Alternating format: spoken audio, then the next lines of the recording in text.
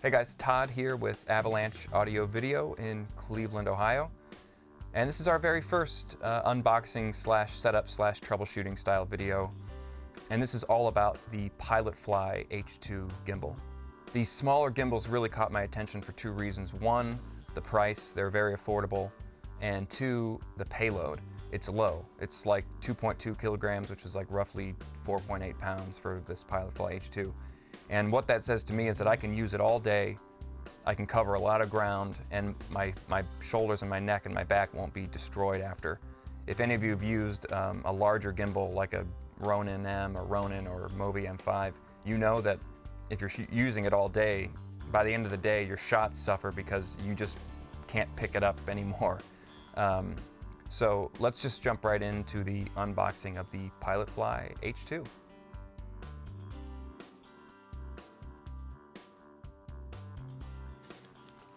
All right.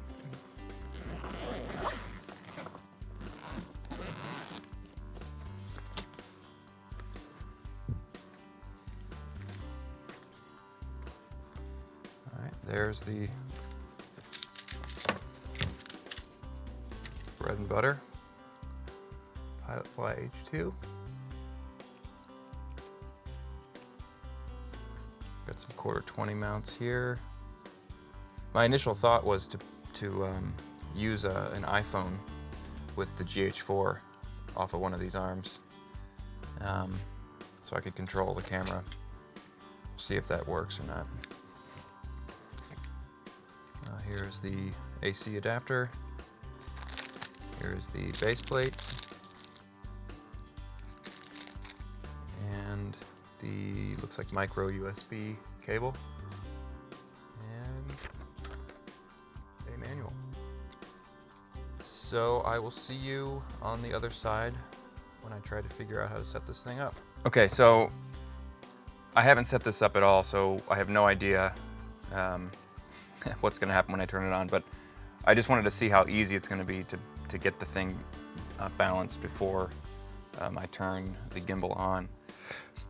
So I've got a GH4 Speedbooster XL and the Tokina 11-16mm lens, and I guess there is a function on this where you can move this arm to the other side, and that way you can have the screen and the GH4 out.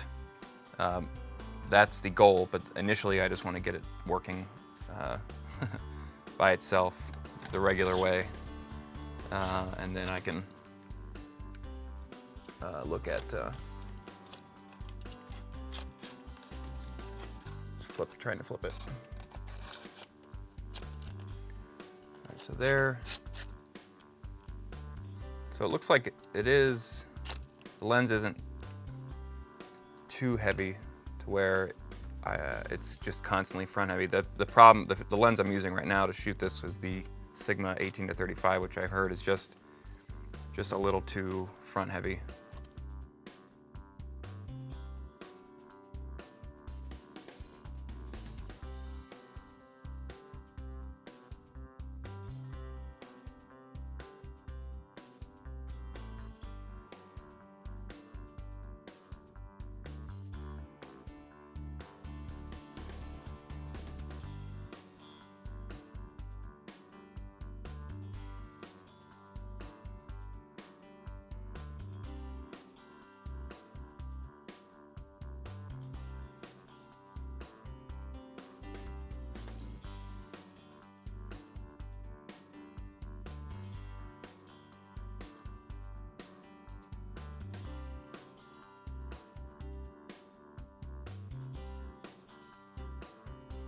I guess it would be too much to ask for micro adjustments on these. So this looks pretty good. Anywhere I put it, it stays, and that's the idea. The center of gravity is on, so that's good. Let's see, what's the other setting?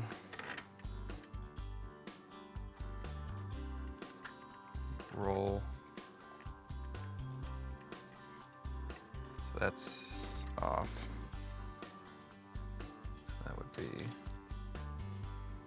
this adjustment. Still front maybe.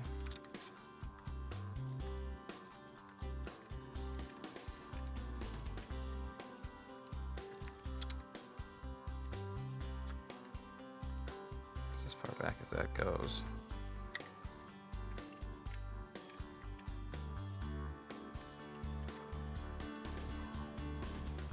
So that's not perfect, but that's as far back as I can go here.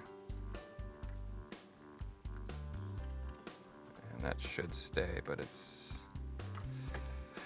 it's not. So let me tighten all these down and see where we are, see what happens when we turn this thing on. Oh, that took 5 minutes or so, which is good.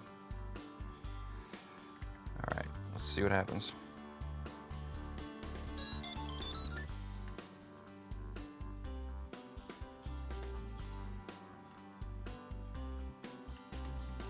The motors seem to be on, and they do seem strong.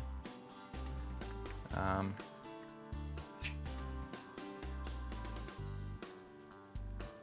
I must be hitting the button. Yeah, okay. So overall, it's in follow mode. It seems to be working well.